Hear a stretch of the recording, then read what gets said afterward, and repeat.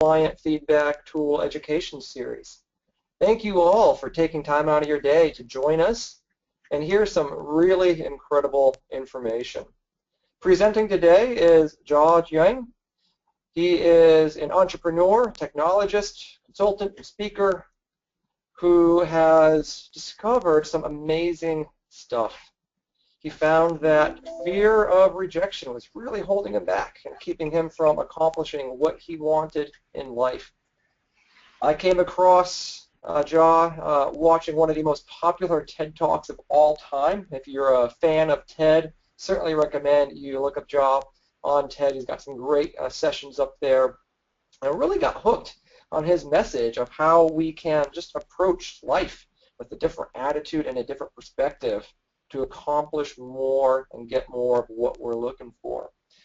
That TED Talk led me to buy his book, which was a fascinating, eye-opening book. And those of you who are joining us today, start thinking about your questions. Anyone who asks a question will be entered into a drawing to win one of 5 copies of Jia's book, Rejection Proof.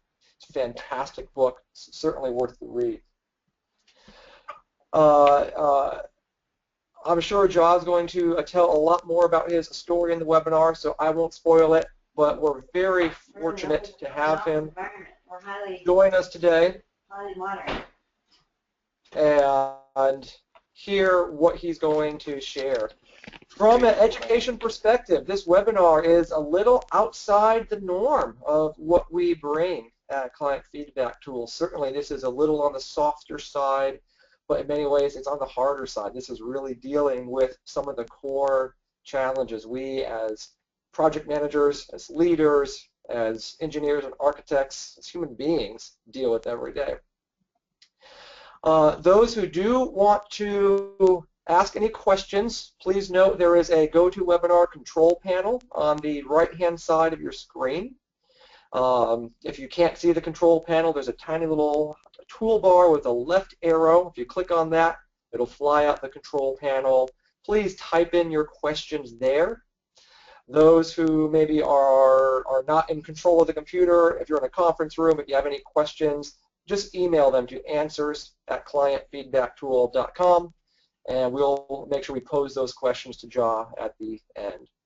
So we've got an hour set aside. It's going to be just a ton of great stuff in here. And do stick around for the Q&A at the end. Please ask your questions. We've got some great copies of this book. We'd love to send them out your way. With that, I'll turn it over to Jia and look forward to hearing what great information he has to share with us. Right. Thank you, Ryan. Good morning, guys. So if I just come here and make this claim to you guys. So I have discovered the solution to one of your biggest problems in your career or even your life. If I just make that claim, what would you say? You know, so of course I can't see you right now. You're behind the your screen, but some of you might be like, yeah, what is it? Some of you might be like, yeah, right. And some of you might reject me. Well, that's rejection is exactly what I'm talking about. It's not rejection per se, but the fear of rejection, that's one of your biggest problems in your career. It's a type of fear that would keep us in line, you know, make sure people like us, make sure we get along, but it's also the type of fear that holds us back from getting what we want and asking for what we need.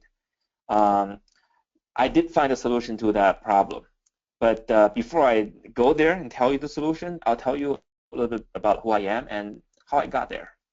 So gifts. So if you like gift, raise your hand. I know I can't see you, and I know you might look silly, but raise your hand virtually. I like gifts. When I was 6, I got my gift. I grew up in Beijing, China, and my first grade teacher had this brilliant idea. When I say brilliant, I'm using air quote here. I had this brilliant idea where she wanted us to get gifts, but also learn the virtue of complimenting each other. So she had all of us come to the front, to the classroom. There were 40 of us, and she bought all of us gifts and stacked them in the corner. She said, why don't we say nice things about each other? if you hear your name called by someone else, whether whatever it is, and go pick up your gift and sit down. This is a fantastic idea, right? What could go wrong? So when he started, there were 40 of us, and every time I heard someone's name called, whether it's that person's a good student, or maybe he or she was very helpful to other kids, or maybe they can sing, I would give the heartiest cheer, yay. And then there were 20 people left, and then 10 people left, and 5 left, and in the end 3 left.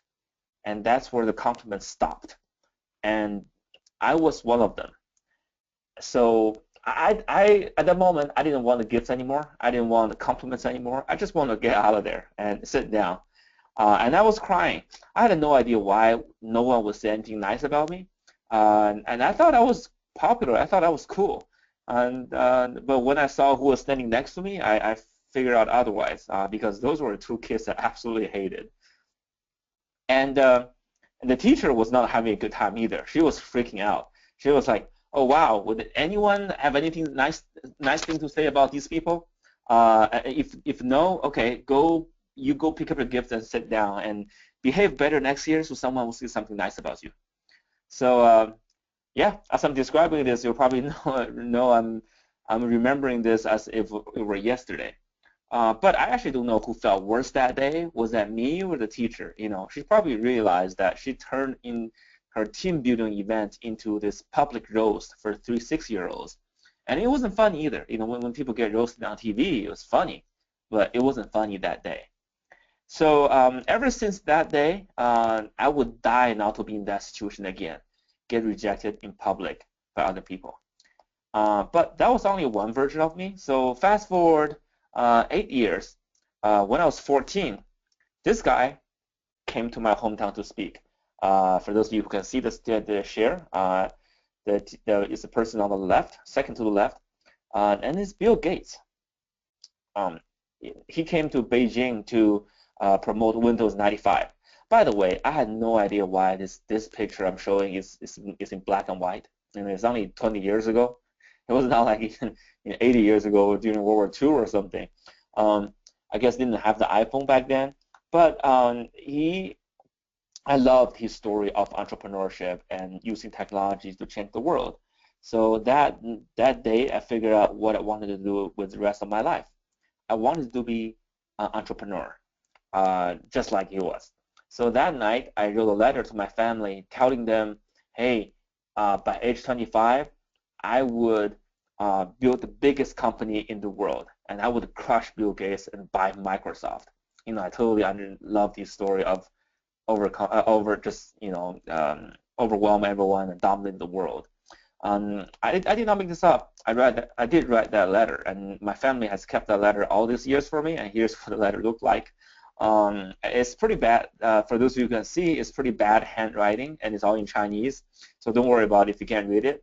And I did highlight some keywords for you, so you know what I'm talking about. And so 2 years later, when I was 16, I was actually given the chance to come to the U.S. to become become an exchange student. So I came to it was like I was about to go to a family, like I lived with an American family for a year. Then after that, I was given a chance to either go to college or go back to China. So I jumped on this opportunity. In this letter that you're seeing, I also talked about at the end that I will come to the U.S. someday to fulfill that entrepreneur dream, because that's where Bill Gates lived. I want to be where the cool guy is, and I think Bill Gates is cool. I don't know how you feel about him. So when I was given the chance 2 years later to come to the U.S., I jumped on the opportunity. I thought that's a great start of an entrepreneur journey. I'll be the next immigrant entrepreneur like Andrew Carnegie or something. And then just fast forward another 14 years. It really went by in the blink of an eye. One day I woke up, I was 30. And I did not build the biggest company in the world. I did not even start. And why was that? And then also in my career, I felt stagnant as well. I felt I wasn't progressing. I just felt stuck. Why was that? So looking back, it turned out every time I had a idea I wanted to step out, I wanted to fulfill. Every time at work, I wanted to speak up. I wanted to do something. I wanted to propose something. I just felt there was this constant battle between the two versions of me. The 14-year-old wanted to change the world, and the 6-year-old was afraid of rejection. And guess what? The 6-year-old won every single time. And this fear of rejection even existed after I started my own company. So when I was 30, I quit my job and started my own company, because if you want to be Bill Gates, you have to start sooner or later, right? So I built a team and a product and a company, and I was having a great time. And 4 months into my company building venture, I was presented with a major investment opportunity. I really thought I was going to get it. I wanted this really bad because I thought for the mentorship, for the cash infusion, for the prestige, it's definitely going to take my company to the next level. I wanted it bad enough that I even dreamed about this on 5 different occasions. And each time I remember vividly in those dreams, I would get a call from the investor, and then I would in turn call my wife and call my family and sharing the good news with them. Then I woke up. It kind of sucked when you have to wake up from dreams like that. And then it's even worse when you have to run into reality.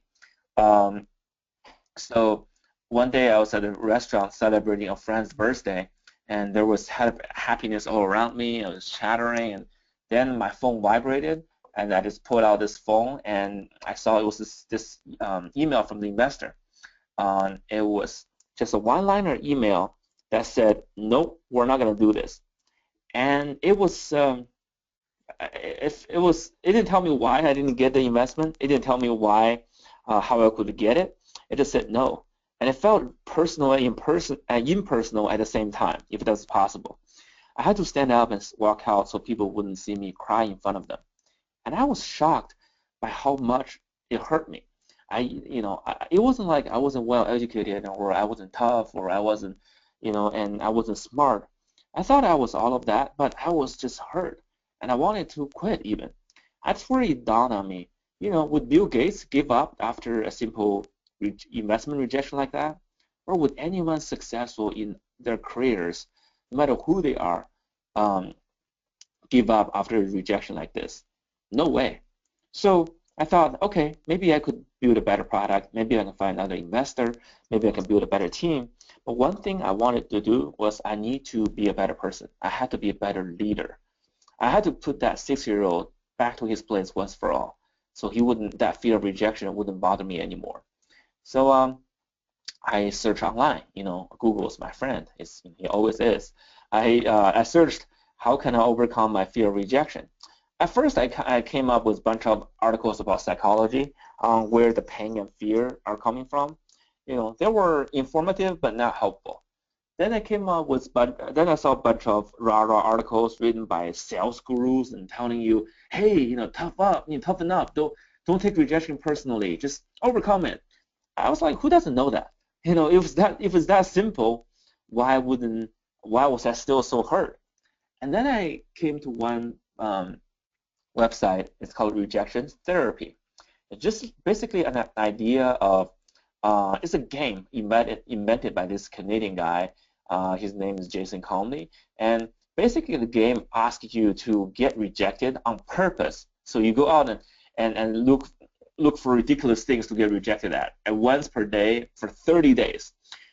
So by the end of 30 days, you can desensitize yourself from the pain of rejection, and you become a badass. I love the idea of being a badass. I said I want to be the baddest ass of all of them. I will not only do this for 30 days. How about do this for 100 days? And by the end of 100 days, in the 100 days, not only I would do this, I would just come up with my own rejection ideas. I would use my creativity and have fun with this. And also, I would film myself using my iPhone to make videos, and I would upload this on YouTube to share with the world, so the world would hold me accountable. Otherwise, I might just quit pretty quickly. So that's what I did. 100. So this is what the website looked then like then. 100 days of rejection therapy. If you can see this, rejection 1, borrow $100 from a stranger. All right, this is where I was working. I used to live at the time. I lived in Austin, Austin at the time, and I worked in downtown. So I came down and I saw there was a guy standing behind sitting behind a desk. He was a big guy. So I said, I'm gonna go ask him. So and as I was walking toward him, I want to borrow $100 from him. I was walking toward him. I just felt that the hair at the back of my neck was just standing up, and I was sweating, and my heart was pounding. And then when I got there, and I asked him, "Sir, can I borrow $100 from you?" And he looked up at me, and he said, "No." And he said, "Why?" And I answered, "No, sorry, no, okay, bye-bye." So I just turned around and just ran as fast as I could. I just felt so embarrassed. And the thing about doing a video blog is you have to experience everything twice. So that night I was uploading the video I filmed myself to YouTube, and then I just saw how scared I was. I was seeing what happened, and I was like NFL scout looking at the film frame by frame.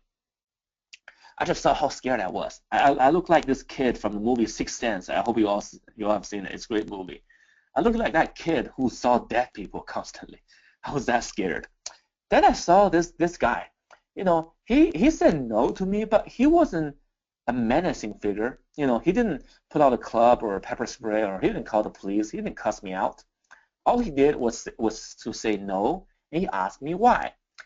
In fact, he was inviting me to explain myself. At that moment, I could have said many, many things. I could have said, well, sir, I'm trying to overcome my fear of rejection. That's why I'm doing this. Or I could have said, I'm just curious. I want to see if it's possible. Or I could said, I work upstairs. If you give me 100, here's my driver's license. You can keep it just so you can trust me.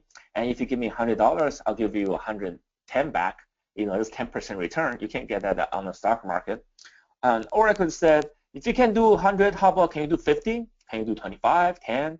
I could have said so many things. What did I say? I said, sorry, no, sorry, bye. That's all I said because I was so scared. So I said, okay, no matter what happened tomorrow, I'm not going to just run like that. I'll stay engaged and have some fun after the rejection. And we'll see what happens then. So rejection 2. Request a burger refill. All right, this is where after finishing a burger for lunch, I went to the cashier and I asked him, can I get a burger refill? And he was really confused. He was like, a burger refill? What do you mean? I said, well, okay, just like a drink refill, but with a burger. And he said, sorry, we don't do burger refill, man. And that's where the rejection happened. But this time, I did not run. I said, well, I love your burger. It's so good. If you can give me a burger refill, I would be your best customer. I would come here every day. And he was like, huh, that's a good suggestion. But let me talk to my manager about this. He's not here today. Sorry, I can't give you a burger refill. But I'll ask him. So that's where I left. By the way, just that feeling of life and death was gone. I mean, it was still really scary. It was a little bit weird and awkward, but I didn't see dead people anymore. So that was an upgrade. And by the way, I don't think they ever did burger refill because if they did, I would go back every day. I would die pretty quickly. So I said, okay, 2 days into this thing, I'm already learning new things. If I can stay engaged after rejection, I don't have to run. And that's good, and I don't have to be too scared. Great. Then something happened, like really strange things. People started to say yes to me, a lot of them. So one day, for example, I was at the I had the soccer ball in my hand and knocked on the stranger's door. And the guy opened the door. He was a big guy. He had this giant Texas flag on his T-shirt. And if you're from Texas, you know people do that there. So he opened the door and asked him, "Sir, can I play soccer in your backyard?" And he was like, "Soccer in my backyard?" And then he looked at me, and he saw had a ball in my hand. I had shin guards and cleats all decked out, and I was really serious. And he was like, "Okay, I guess so. Come on in." So he invited me to his backyard. I was so confused. So I was there, and I was bouncing the ball off my foot, and I was posing for a picture. But before leaving, I asked him, "How can you say yes to me?" And he said, "This is so off the wall. How can I say no?" Wow. Okay. Then there's another day. I was driving down the highway, and I saw this police car, right? And I kind of waved at him. I flagged him down. I basically pulled him over. And I said, "Officer, can I drive your car?"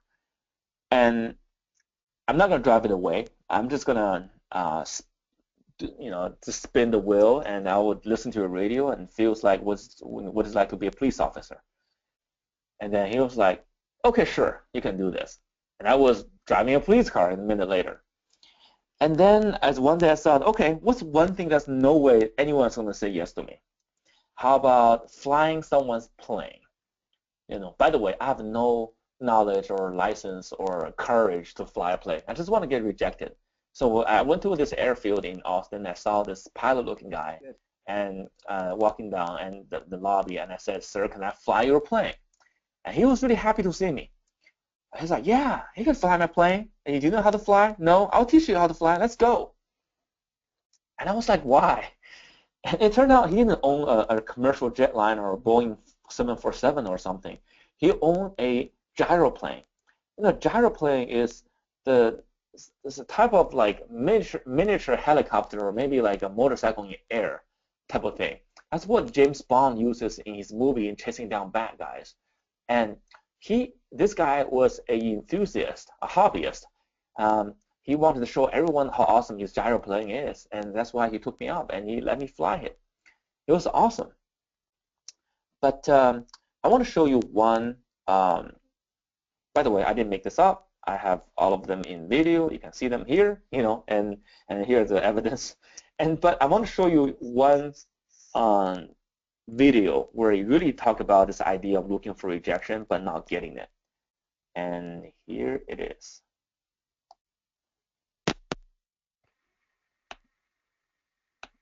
I'm driving toward Krispy Kreme. I'm gonna ask them to make me some, and we'll see what happens. What kind of specialized donuts are you talking about? I like to have 5 donuts together, make them look like all. When are you looking to these? Huh? When? The next. Wow. That is really good. That is really good. Yeah.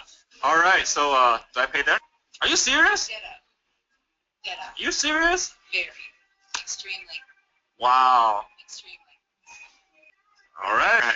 Thank you. Very All right. well. See you. Give me a hug. Okay. Enjoy. All right. Thank you. See you.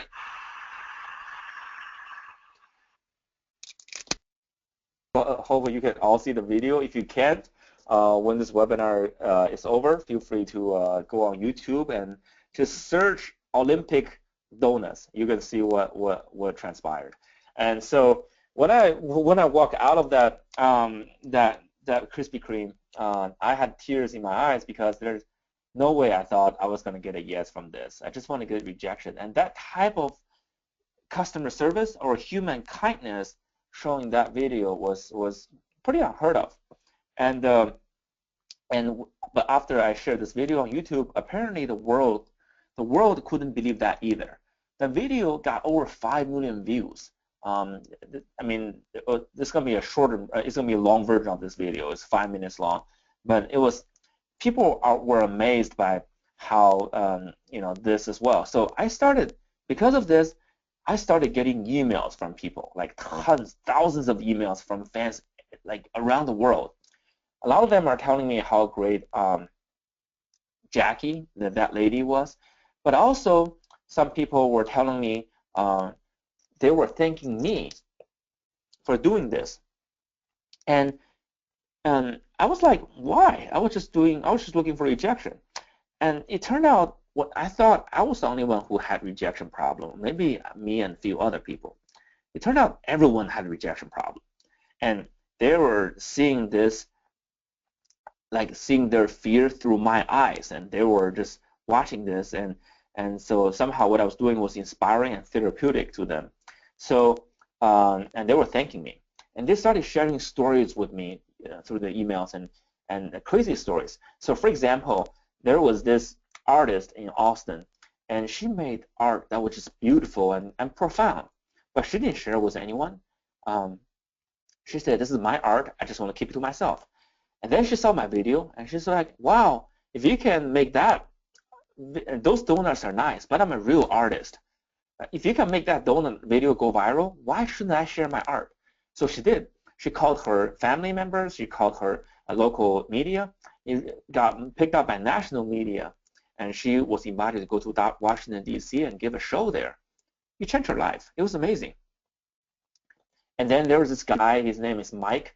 He said he was afraid of rejection his whole life, and so much so that when he goes to restaurants, he would send his kids to get ketchups, so he wouldn't talk to anyone get rejected possibly. But last year, his wife was diagnosed with cancer, and he said he learned a lot about the American medical system. For good and for bad, one thing he learned was he had to keep pushing for things to get things done sometimes. He had to push the doctors, the hospitals, the nurses to get things done.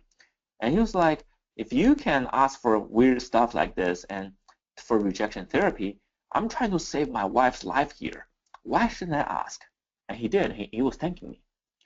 And then there's this guy. His name is Dave.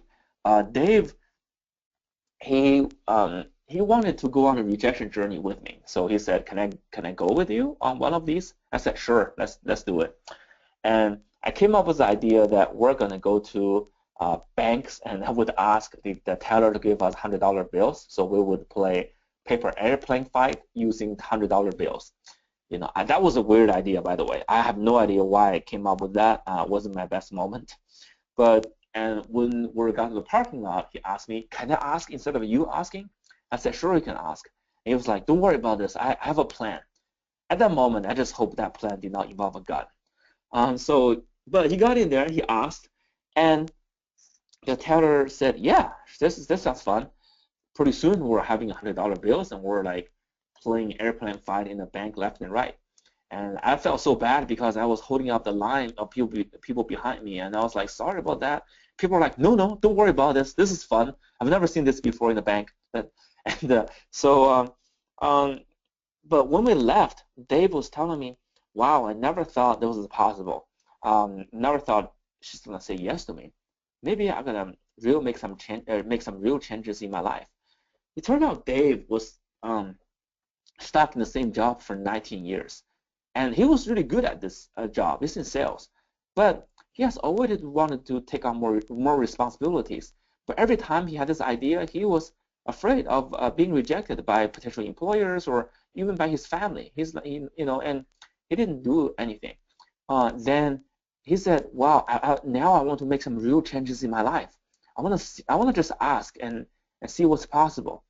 So he applied for a job at the same firm, for a job that he felt he was completely not qualified for. And not only he got the job, so now he runs the entrepreneur center for this Fortune 100 company in United Kingdom. It's like his dream job multiplied by 10. It's all these type of stories people are sharing with me that really got me thinking, I have something here. What is this? This is like, if I found something profound in human nature that in this rejection thing. So I want to understand it better. So I spend a lot of time reading everything possible on rejection. I wanted to become the foremost expert on rejection in the world, and I turned my 100 days of rejection, this whole blog, this whole journey, into a playground, into a lab of experiments. I turned myself into a lab rat, and I wanted to try every possible negotiation tactics, every possible psychology, skills, and I want to see how I can get a yes from people.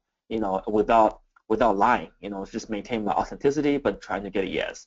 And I learned a lot of things. I want to share with some of these things with you.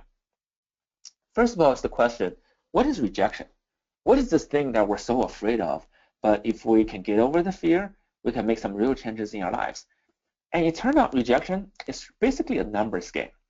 So throughout these 100 days, I could ask something that was pretty outrageous, and someone would say yes to me. Or I could ask something pretty borderline okay, and someone would say no to me.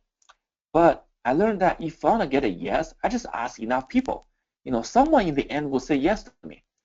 And it's like every rejection has a number associated with it. If you go through enough no's, the no becomes a yes. And speaking of number, I don't know how many of you like the movie, the book Harry Potter. Not the movie, but the book. I'm a huge fan. And it turned out Harry Potter is the best-selling book in modern history. It outsold every other book by a lot. You would think a book that good would be, when it first came out, every publisher would tripping over themselves trying to publish the book, right? It turned out that wasn't the case. The author, J.K. Rowling, she had to go through 12 different rejections to get her book published.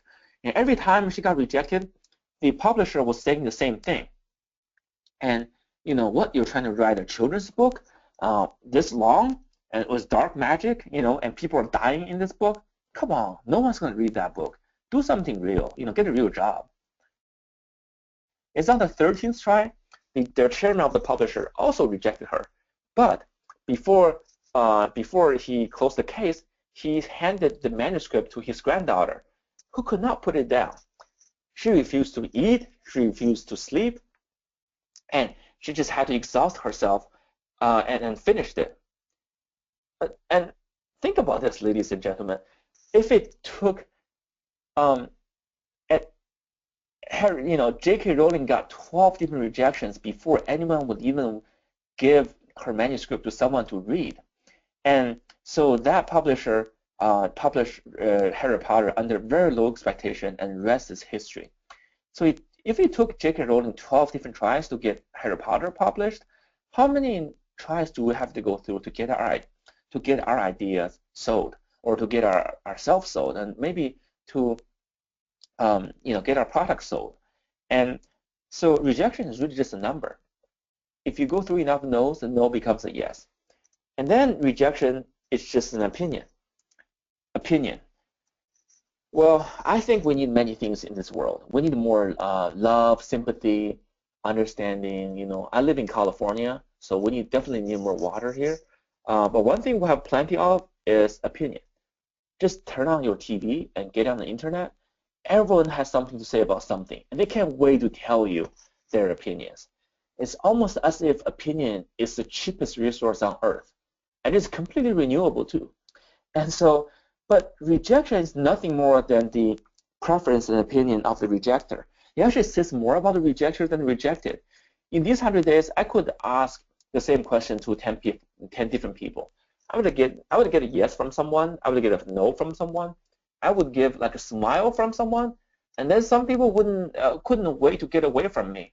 And so, but it says everything about that person's state of mind, maybe mood, maybe what happened to him or her the night before, or maybe it's a lifelong of education, background, prejudice. It has nothing to do with me. It has everything to do with that person. I was the same person making the same request. But somehow when it comes to rejection, we always think, well, it's all about us. We're the center of the universe. Every rejection is an indictment of who we are, where every acceptance is a confirmation of our merit. It's not the case. Rejection is really just an opinion. And then rejection is a tool. It's like a dumbbell. So I make the analogy that when people are giving you rejection, it's like they handed you a weight. If you don't know how to handle weight, you're just going to drop it on. You're going to just turn around and run. You're going to drop it on your feet. You're going to hurt yourself. But if you learn how to handle rejection, you can safely put it on the ground or on the rack. And better yet, you can use the weight to exercise. We often think that our charisma or our confidence or our ability are born with. Some people have it and some people don't. That's not the case. In these 100 days, every day I put myself outside of my comfort zone just a little bit. By the end, my comfort zone expanded so much I felt I was invincible. I could ask anything from anyone, anywhere. And so I was a different person. That's why I run this online course right now. I also train a lot of people in corporate on how to be more rejection proof. And then I would ask them to go get rejected, on purpose every day. And they come back and tell me, wow, by the week, by 1 or 2 weeks, things become so easy to them. They can ask things that they never thought was possible. So they learn this. So that's why I want to tell people, use rejection as an exercise. Use every rejection as an opportunity to better yourself. And lastly, rejection is a source of knowledge. I wrote this book. It's called Rejection Proof. You can find it on Amazon. The thing is, I wrote this book because I learned so much. I wanted so much knowledge I want to share. I went to pretty good business school, and I thought I learned a lot about business. It turned out to be mostly about PowerPoints and spreadsheets. And I learned more about business and communication or negotiation than I did at business school in these 100 days. So for example, I would just, because of time, I would share a couple of things. One is the no is never the end of a conversation. If I can use a magic word, I can extend the conversation and sometimes turn a no into a yes. So the magic word here is why. When I hear no, I ask why. Because people sometimes they're not rejecting you for you per se. They have a real reason. If you can help him to attack that reason and then demonstrate that you're helping them to help you, and sometimes the no can turn into a yes. For example, one day I had this flower in my hand. I knocked on the stranger's door and I said, "Can I plant this flower in your backyard?" I have no idea I like people's backyard that much. It's like my personal background. It's my personal playground. And so the guy opened the door and he said, "No." But before he could turn around and leave, I asked him, "May I know why you couldn't let me do this?" And he said, "Well, I love flowers, but I have a dog in the backyard who digs up everything I put there. So I don't want to waste your flowers. If you want to do this, go across the street and talk to my neighbor. Her name is Connie, and she loves flowers." And I was so excited. So I went across the street and talked to Connie. And half an hour later, there was a flower in her backyard. The thing is, had I left after the initial rejection, I would have believed many reasons. It's probably because maybe I didn't dress up well, maybe I didn't look trustworthy, or maybe because it was too crazy. I didn't present myself well, didn't trust me. Maybe there was any of those combination of those reasons. It turned out to be none of those reasons. It was what I was offering did not fit his needs. He actually trusted me enough to offer me a referral, using a sales term, that he actually I converted that referral. So if you ask why after rejection, sometimes you can turn a no into a yes. Another thing I'm going to share is sometimes you can maximize your chance of getting a yes by showing a weakness, by showing a doubt the other person might have before he or she might raise it. So for example, one day I went into a Starbucks. I asked the manager, "Hey, can I be a Starbucks greeter?" And he was confused. He was like, "What's a Starbucks greeter?" I said, "Do you know those Walmart greeters? The people who stand at the door and say hi to you and make sure you don't steal stuff from them, basically. I want to be the world's first Starbucks greeter for Starbucks in history. I would, I'll give you a Walmart experience. By the way, I don't know that's a good thing. It's probably a bad thing."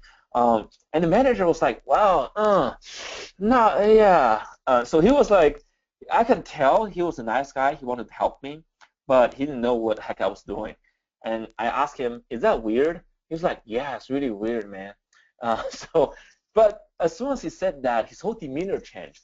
He was like, "Yeah, I can let you do this, but please don't be too weird. Please don't try to sell stuff to my customers." I'm like, "No, don't worry. I'm not trying to make sales here. I'm just trying to say hi to your customers and be a greeter." So for the next hour, I was a Starbucks greeter. I said hi to every customer who walked in. I give them holiday cheers and high fives and by the way, I don't know what your career trajectory is. Please don't be a grader. It's really a boring job. But I was able to get a yes from this manager because I asked him, is that weird? By asking, is that weird, I demonstrated one thing. I wasn't weird. I was just like him. Knowing what I was asking was weird. I was literally figuratively coming to his side of the table, looking at the problem from the same lens. Knowing what I was asking was weird. To do that, because I did that, I gained his trust. And over again, I learned that if before my request, I said, hey, can I ask you a big favor? And hey, I know most people wouldn't ask this. Hey, I know this is kind of a little bit weird. And when I do that, mentioning that weakness and doubt the other person might have, I can actually get a better chance of getting a yes from them. So, there are many things I talk about in my book. How do you handle rejection? How do you turn a no into a yes? How do you maximize your chance of getting a yes? And how do you even give rejection? I have a whole chapter talking about that. But because of time, I can only leave you one more thing. This is the most important lesson I learned in my 100 days. And just two words, just ask. Remember I told you I flew someone's plane? That was the best flying experience in my life. When I think about flying, I always think about going to the airport a couple hours earlier, going through that security checkup, taking off my belts and shoes, and make sure my pants don't drop, and walk through that bone scanner that's going to give me cancer someday for sure, and sitting on dirty carpet charging my iPhone. Those are my flying experiences. But that day, I had none of that. It was the best flying experience in my life. 1 minute, I was only a couple feet above the cornfield. I was skimming above it. I was like a seagull looking for fish above the ocean. And the next minute, I was like 1,000 feet in the air. It was amazing. And there was a cloud around me. I was kissing it. I was touching it. I felt I was an eagle. It was great, but all this time I had only one question popping up in my mind. What if I haven't asked? What if I haven't asked that pilot? I would not have this great flying experience. But what if in our real lives we don't ask things?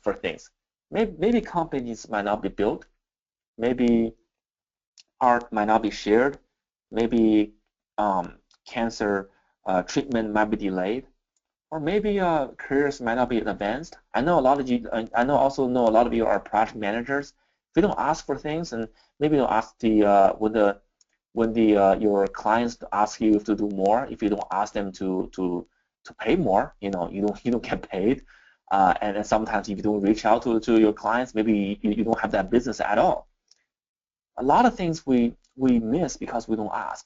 And the reason we don't ask for things is because we think rejection is so negative, it's so painful. We just want to avoid that, right? We want to avoid the negative, so we're achieving net positive. Is that right? That's actually a lie. Just a lie that our body, our mind keep telling us every day because they want to stay comfortable. When you're not going out there and getting rejected, you are just basically rejecting yourself. And as the result, you are getting ignored by the world. So no matter what you do, don't be ignored by the world. So, and lastly, I'm going to come back to the gift, the idea of gift. Rejection was my monster, was my boogeyman. It had bothered me my whole life. But ever since I stopped running away from rejection, I started embracing it and chasing after it. It became my biggest gift in life. Now I get to touch millions of people online through what I do, through my blog, through my video blog. I get to train some of the best salespeople in some of the most famous companies. I get to help students of some of the best universities in the world. It's amazing. It's like I found my calling. That's what I wanted as an entrepreneur. I wanted to find a world where we're not afraid of rejections anymore. I want to see how many lives can be changed, how many ideas can be realized, how many businesses can be had, how many cool ideas can be can be fulfilled. So I'm inviting all of you who's listening or watching this to join me in that world. If you are afraid of rejection, if you want to ask for something but you didn't know, you didn't want to do it, remember this story. It's going to help you. Or if you have colleagues or you have your loved ones or friends who are afraid of rejection, share my story with them. It's going to help. If it doesn't help, you can always buy them donuts, and donuts always helps. Trust me. So, all right, thank you guys for listening to my presentation, and feel free to ask me any questions. Feel free to reach out to me. My email is jia@wujulearning.com. You're seeing that on the screen. Or if you can't see it on the screen, feel free to just Google me. You can Google the rejection guy or 100 Days of Rejection. You can find me pretty easily. So we have a few minutes. We can do Q&A, right, Ryan? Yes, thank you, Jia, so much. So as I said at the beginning of the call, if you have any questions, type them in to the chat box or a question box in GoToWebinar. We have several copies of Jia's book we'll be sending to those who ask questions. So please don't be shy. Fascinating book. I see that 95% of you have stayed for the whole webinar, which is always exciting. It shows that the content has been on target and what you expected. So, Jia, thank you for that. A couple of questions that have started to trickle in. Has anyone ever rejected you because you asked, or are they just rejecting the request? Can I clarify that question? What do you mean by because I asked? Are they rejecting you because you asked them a question, or are they just rejecting the question, or are they rejecting what you asked for, or are they rejecting you because you asked?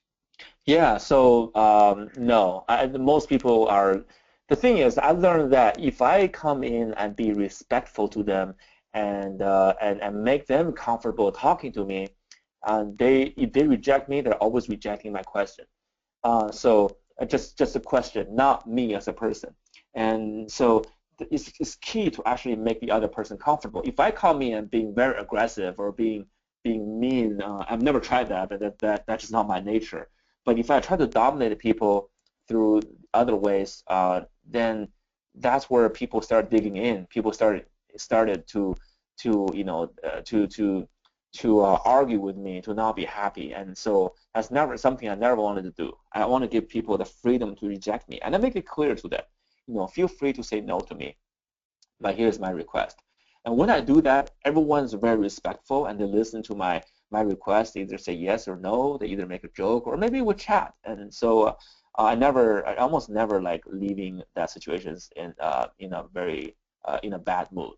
So I hope that answers the question. If not, it sounds like there's some real safety in asking, and rejection isn't because you're the kind of person to ask. The rejection is just the thing that you asked for. Yeah, if you make it mentally, if you make it all right for them to say no to you, and if you accept that, it's actually the chance of you getting a yes actually goes up because you make people more comfortable. You relax a little bit more. You're more confident that way. So I tell you, all of you, to prepare for rejection. Then if you know how to handle rejection, more than likely you get a yes. Lewis here shares a quick little anecdote. It's not a question, I don't think, but just a story. I struggled with rejection after taking salsa dance lessons. Once I got confident with who cares, my mindset changed. What helped was that I said I just needed practice. The woman eased up, and it was okay. So it sounds like you've got a rejection fan in the room. What's her name? Or Lewis. Lewis, as a he. Okay. Yeah, Lewis. Thank you for sharing that because that's really true. The thing is, we are born. We're like really born not to be able to handle rejection. Like in fact, our brain are wired that to hate rejection, to be afraid of rejection. That's why often we try something new. That whether it's salsa dance or maybe it's painting or something like new. None of us are really. Very few of us are good at the beginning. Like the first time we try, wow, we're great. And if we do that, we think we're genius. But most times we fail, right? And when we do that, we're like, yeah, I'm just not good with it. And yeah, some other people are born with this ability and I'm not. And so that's why we try something just once and we fail and we got rejected, and we just don't do it anymore. The thing is, none of us is like very few people are born with this innate talents. It's after you fail the first time, you keep trying and trying, and you get better. If you can come to terms with the rejection and failure, then you keep trying. You become so much better. So I'll give the example of Louis C.K., right? Some of you might know this guy. He's probably the most famous comedian, stand-up comedian right now. He even has his own TV show. That's like he's getting all kind of awards. When he started as a stand-up comedian, he was rejected like in the most cruel way, in many times. But he learned that he didn't die after that, right? He got booed off stage. People were laughing at him. That was the worst thing you can think about when you're in a club doing stand-up comedy. And then after that, he went home. He's like, oh, that was terrible. But guess what? I didn't lose any limbs. My eyes are still intact. And I can still walk. I didn't die. I didn't lose anything. Okay, I can live with rejection. So he tried again and again and again, and he became better and better. And because he did not give up after those rejections, that he learned from these rejections, now he can handle any situation. He became so good at what he's doing. Like some people are calling him probably the most successful comedian in history. Yeah. So when you get those painful feelings and experiences, just know that if you can don't die from those, and you never will die from those experiences, if you keep going, you might find your true calling. So. Right. Hey, Karen has a question. What are some methods to try to get your team to take chances and risk group rejection? Okay, so I do this training right now in a workshop. So by the way, if you want to hire me to do the training, I'd love to. Feel free to contact me. But I want to share this with you. When I do those trainings, whether those are like Fortune 500 companies or maybe just say like medium companies, and I first of all, I demystify rejection to people, and we always think rejection, like even though we don't say it, even though on the intellectual level, we know rejection is not life and death, but our body feels like it's life and death, just because it's really hardwired that way. With our ancestors were like they were fighting wolves and then you can't get rejected, because if you're rejected by other people, you're alone, you'll die. But that type of feeling stayed with us even till now. So I demystify that rejection. I try to make people get rejected so they don't feel too painful. And once they come to terms with rejection is okay, then I started to teach people, like different things I talked about, right? How do you, when you hear rejection, what do you do? And there are a few things I teach people, like for example, ask why and ask how and so on and so forth. And then I ask people to change their different ways to frame the question. So, and once you frame the question, you make yourself comfortable, you make the other person comfortable, and then you can, the chance of you getting a yes actually goes up, and you become collaborative mindset instead of combative mindset. So one of the few things I tell people is, when you ask, instead of asking the if question, can you do this, or is that you ask the how question. How can I do this? Is there any way you can help me to do this? So now you put people on a helper hat, and people won't help you. And then in the end, I send people out to go get rejected in the real world, and because that's the most valuable thing they can learn is to get real rejection from real people. And sometimes they come back, they're losing their mind because they're like, wow, I never thought I could get a yes from this. I never thought I would be able to ask that. They learn so much about themselves by getting real rejection. So you can train this. You can try this on your own with your team, and it's gonna be a lot of fun. Or feel free to reach out to me. I might be able to help you. I'll tie in on that from my own personal experience after getting introduced to this rejection concept.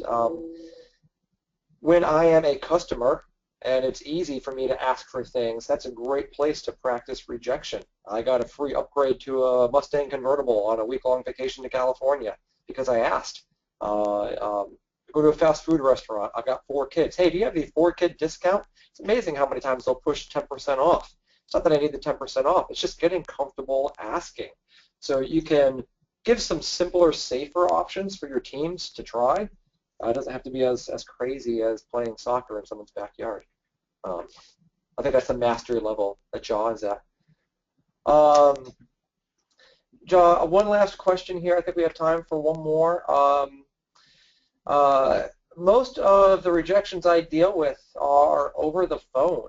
Is it better to ask in person, or is there a technique that's better to deal with rejection over the phone?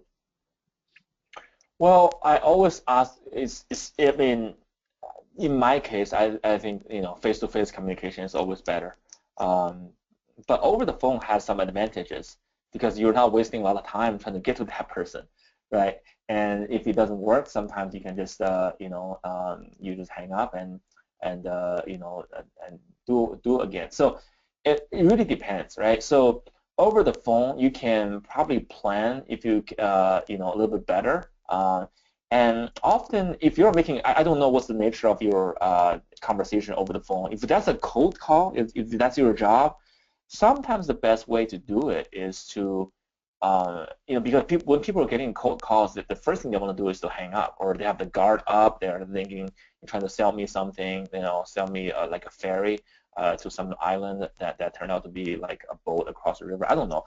So they I just want to hang up usually when people get cold calls. But sometimes if you make it clear, feel free to hang up. And this is a cold call, but you would, I think you would be helpful for you to listen to this conversation. Sometimes if you make that clear, instead of just coming in with your pitch, actually you might get people to hear you more. And because people are now, you take them to frame from away from the frame, the frame of you are trying to sell them something. But instead of saying, yeah, feel free to reject me. I know this is a cold call, but hey, here you might want to hear this. And then when we'll surprise them that way. Actually, people are intrigued, and curiosity is a strong incentive. I learned. A lot of people want to say, okay, I want to see this is a bit interesting. I want to see what it's like. So that's something you can try. So because of time, I can only share this, but I have quite a few more. If you want to reach out to me, again, reach out to me through emails. I'd love to answer your questions. Well, hey, thanks so much. One last comment came in from Bruce, and Bruce, I think you and I must have watched the same CBS program Sunday morning. There was a docent there about Sylvester Stallone, and he was rejected 100 times for the lead role in his own movie. I was even told by his father, you weren't born with the brain, so you should work on your body. And just a really interesting, inspiring story. Those of you who want to hear some of these overcoming stories, that was CBS Sunday morning had a bit on that I thought was very relevant for the conversation today. And Bruce apparently thinks so as well. So good call, Bruce. Yeah, yeah. Okay, can I add one more thing? Sure. I mean, it must mean a lot to Stallone to get that role. And he tried this over 100 times. Like a lot of times we don't know when to give up, when to quit. I mean, there's theories and there's calling on both sides. You should never give up. On the other side, some people are saying, hey, you should give up early, so try something else that you're better at, right? I tell people, write down a number of rejections you are willing to get before you give up, before you make that request. So that way you know how much it meant to you. And also you learn when to give up. After you run through enough no's, you say, okay, I've given this a try, and this is it's worth like 100 rejections to me. Or maybe it's worth only 2 rejections, maybe just 1 sometimes to me. I give it a try. Afterward I give up. But and so in that way you both have no regret, but also you try really hard in this way. And a lot of times before you run through that number of no's, you will get a yes. So that's what I teach people too. Wonderful. So in the parting minute here, I have heard that Jia has potentially lined up a reality TV show to help people through the rejection therapy process. If this was really interesting, look for that. They're apparently also casting and recruiting. So if you have always wanted to be in Hollywood but were afraid of rejection, well, this might be the spot for you. Those of you who did ask questions. Thank you very much. I will be sending out some books if we don't have your mailing address, so we'll reach out to you via email and get that. We will also, as we do run a feedback business here, we will be requesting feedback from each one of you. We will take your comments. We'll also share your feedback with Jia, so we can all learn from that. Really appreciate it. I know this was a little bit out there for one of our education sessions, but so much of what we do as professionals is facing rejection every day. And one of the things I know Jia talked about quite a bit in the book is this idea of don't reject yourself before others reject you.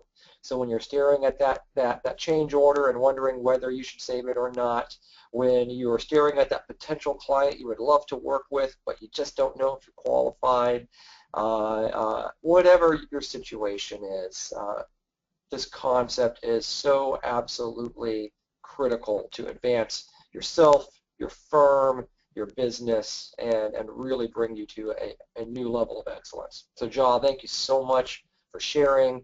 We are flattered that you were willing to take time out of your very busy schedule to share this with us, and I know all of us do appreciate it.